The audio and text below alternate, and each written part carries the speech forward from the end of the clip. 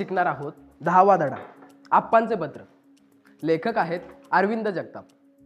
तर आज आपण एका अशा व्यक्तीबद्दल बोलणार आहोत ती रोज आपल्या आसपास असते, पण आपण साधी त्याची विचारपूस सुद्धा करत नाही. आणि ते म्हणजे आपल्या शाळेचे शिपाई काका. तर ते आज शिक्षक दिनानिमित्त मुलांसोबत काय संवाद साधतायत तेच आपण आज या पत्रात पाहणार आहोत.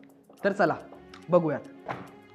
सर, पण आपण पत्रातूनच का सांगितलं? म्हणजे ती वर्गात येऊन थेट पोरांशी बोलू शकत होती की. अरे कदाचित त्यांना मुलांसमोर किंवा शिक्षकांसमोर मोकळ्या मनाने बोलता येत नसेल, किंवा इथली मुलं आप्पांपेक्षा खूप श्रीमंत आहेत आणि ते आप्पांना कधीच एक माणूस म्हणून किंमत देत नाहीत. आणि कदाचित ह्याच कारणांमुळे आप्पांना आज हे पत्र लिहावं लागलं असेल. पण आम्ही देतो की आपल्या शाळेतल्या त्या मोरे काकांना किंमत. काय रे? अरे कसली किंमत सागर?